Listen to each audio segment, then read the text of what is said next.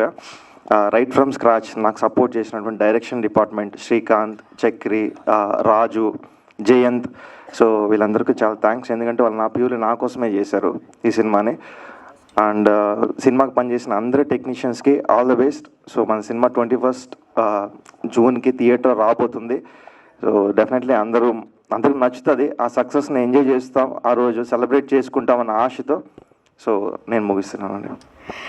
Thank you అండి. Cinema గురించి మాట్లాడాలంటే ఇట్స్ 4 years బ్యాగేజ్.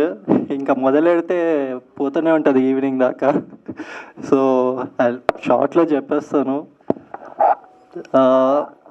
ఫస్ట్లీ నేను ఆల్రెడీ చెప్పాను, మళ్ళీ చెప్తున్నాను, నేను ఎప్పుడు సినిమాలు ఒక యాక్టింగ్ ఇది అని అనుకోలేదండి. ఇట్ వాస్ కంప్లీట్లీ శ్రీనాథ్ గారు ఆయన డెసిషన్ నన్ను ఈ సినిమాలో లీడ్ చేసింది. దానికి ముందు షార్ట్ ఫిలిమ్స్ చేస్తుండే, కానీ ఇంకా అక్కడ నుండి అవుట్ ఆఫ్ నోవేర్ ఆయన తీసుకొచ్చి నన్ను సినిమాకి హీరో ఇలా చేస్తారు. సో దానికి నేను ఎప్పటికీ ఇప్పుడు ఏంటంటే ఈ సినిమా ఈ వన్స్ దీంట్లోకి వచ్చిన తర్వాత ఇంకా సినిమా తప్ప ఇంకొక ధ్యాస అనేది లేదండి.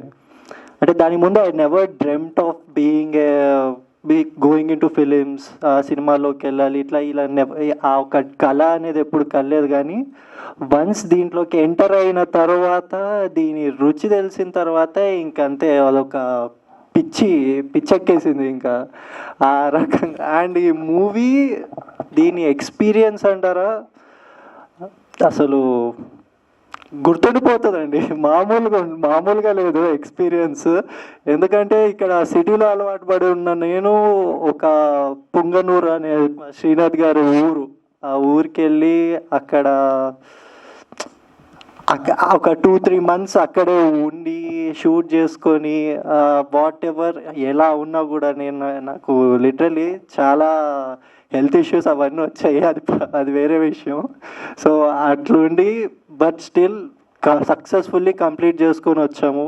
And I'm really proud of this movie and I'm proud of my director Srinath గారు అండ్ ప్రొడ్యూసర్ సార్.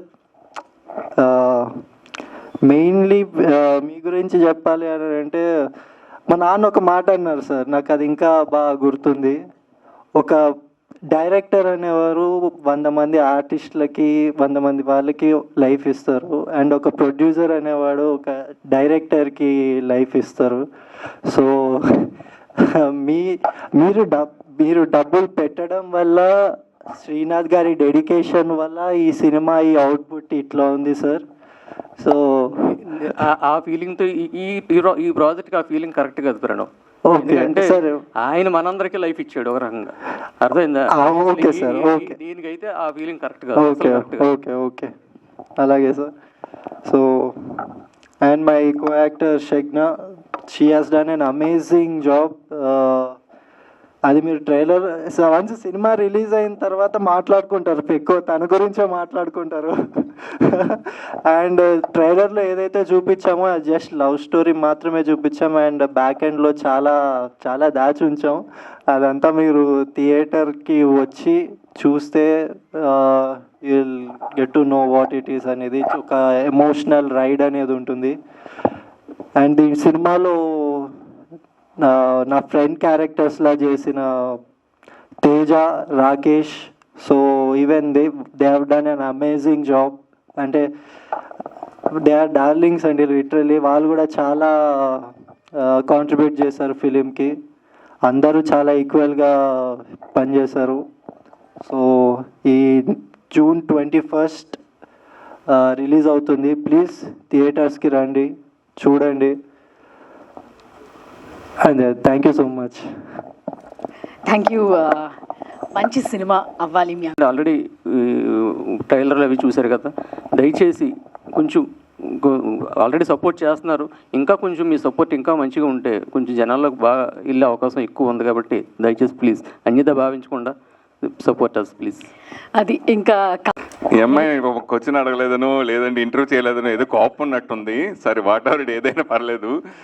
యాక్చువల్గా ఈ సినిమా నేను 1 year అయిందో చూసి, 6 ఆల్మోస్ట్ దగ్గర కాపీ రెడీ అవుతున్న టైంలోనే బిగినింగ్లోనే చూసా ఆయన ఆఫీస్కి ల్యాప్టాప్ తీసుకొచ్చి చూపించడం జరిగింది.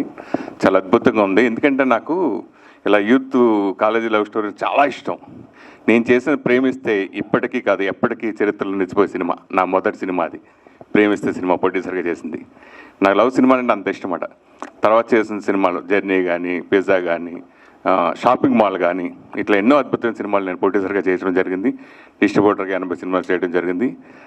నాకు ఏ సినిమా చేసినా 100% నేను అంజలి ఫస్ట్, ప్రేమిస్తే సంధ్య కూడా ఫస్ట్ అప్పుడు కొత్త అమ్మాయి, చాలా అద్భుతంగా చేసిన అమ్మాయి. గుర్తుండిపోయింది. సంధ్య తర్వాత చేసిన సినిమాలన్నీ బ్లాక్ బస్టర్ హిట్ అయింది. అలాగే షాపింగ్ మాల్ సినిమా ద్వారా అంజలి గారు చేయడం జరిగింది. అదే అంజలి గారు చేసిన రికమెండేషన్ తోటి నేను జర్నీ సినిమా తను తీసుకోమంటే నేను జర్నీ సినిమా తీసుకున్నాను, అంజలి తీసుకోమంటే.